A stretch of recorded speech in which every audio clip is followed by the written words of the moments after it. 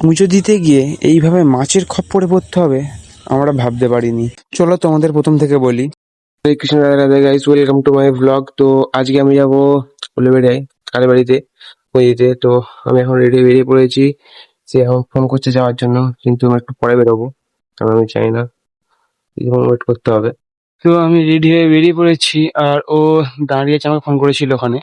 তো কিছুক্ষণ সাইকেল চালানোর পর ওকে দেখতে পেয়ে যাই, ও মিনিমাম এখানে 10 মিনিট ধরে ওয়েট করছে। তারপর দুজনে সাইকেল ফাইকেল চালিয়ে গল্প করতে করতে, সুখ দুঃখের কথা শেয়ার করতে করতে চলে যায় স্টেশনে। তো এই মেয়েটা আমার সঙ্গে যাচ্ছিল না, মানে এমনি বললাম আর কি। তারপরে বলো 3 নম্বরে, তো আমরা ওভারব্রিজ থেকে ট্রেনে উঠে পড়ি। তো ট্রেনের এই দৃশ্য নিতে নিতে আমরা চলে যাই, কিন্তু মধ্যিখানে আসে এই খালটা।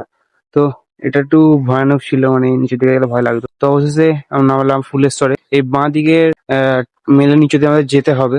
তো তারপর সেখান থেকে টোটো করে আমরা 20 মিনিট যাওয়ার পরে আসে একটা মাছের বাজার। জেসে মাছের বাজার নয়, এটা হচ্ছে শুটকি মাছের বাজার। এখানে সব রকমের শুটকি মাছ পাওয়া যায়। ঠিক আছে, কারো যদি লাগে এখানে চলে আসবে। তো এই সব গন্ধ নিতে নিতে অবশেষে আমরা চলে যাই কালীবাড়িতে, পুরো সামনাসামনি না বেঁধে আমাদের। তো সেখান থেকে একটা থালা কিনতে হয় পুজো দেওয়ার জন্য, মানে ডালা। তো সেটার দাম হচ্ছে 50 টাকা। আমার বাড়িতে 30 টাকা, কিন্তু এখানে 50 টাকা। তো সেখানে নিলাম। তো পুজোটা খুবই স্পিডে দেওয়া হয়ে গেছিলো, এতটা স্পিডে দেওয়া হয়েছিল যে আমি বুঝতে পারিনি। তো তারপর পুজো পুজো দিয়ে আমরা বাড়ি ফিরি।